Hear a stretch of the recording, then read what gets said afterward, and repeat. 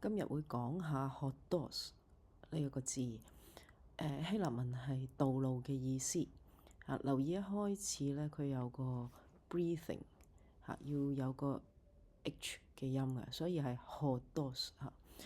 咁佢嗰個變格咧就好似 logos 嗰個變化咁樣啦所以個 genitive 係 hodo。要留意咧。呢一個睇起嚟好似我哋最初學嘅男性名詞，其實佢係女性嘅咁所以呢一個字典嘅條目啦佢喺最後咧列出咗佢嘅冠詞係 he，所以佢係女性。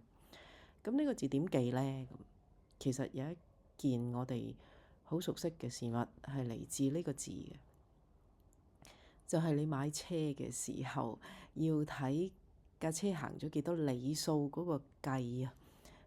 英文係 odometer 里程計，其實就係希臘文嚟嘅咁佢前面嗰個 hodo 啦，就係路啦，跟住後面呢個 meter 其實希臘文係 metron 就係測量嘅意思。所以呢個計咧就係計你行咗幾多路啦，係咪好易記咧？另一個我哋好熟悉嘅基督徒一定識㗎啦，出埃及記叫做 Exodus，X 就係出，hodos 就係路啦，所以出埃及記直譯咧係出路。仲有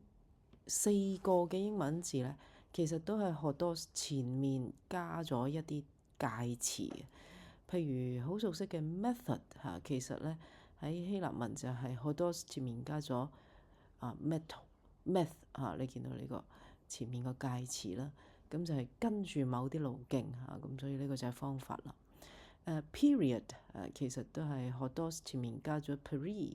係環繞嘅意思或者一個循環嘅意思。咁呢個直譯就係一條環繞嘅路啦咁引申出嚟咧，其實就係一個固定嘅用喺時間度就係時期啦。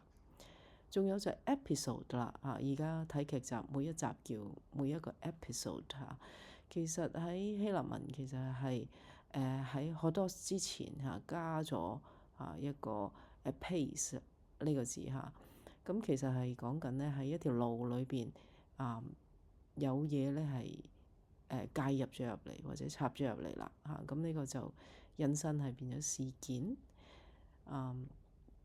synod 呢個主教嘅會議咧，其實咧係講一條路大家咧共同嘅所以係共觀福音個 synoptic gospel 個 syn 咁呢個 syn 啦擺喺前面就變咗一齊嘅路就係主教嘅會議啦。咁所以你記得買車嘅時候嘅里程計出埃及記同埋呢四個嘅英文字應該就會有啲印象，hodos係道路嘅意思。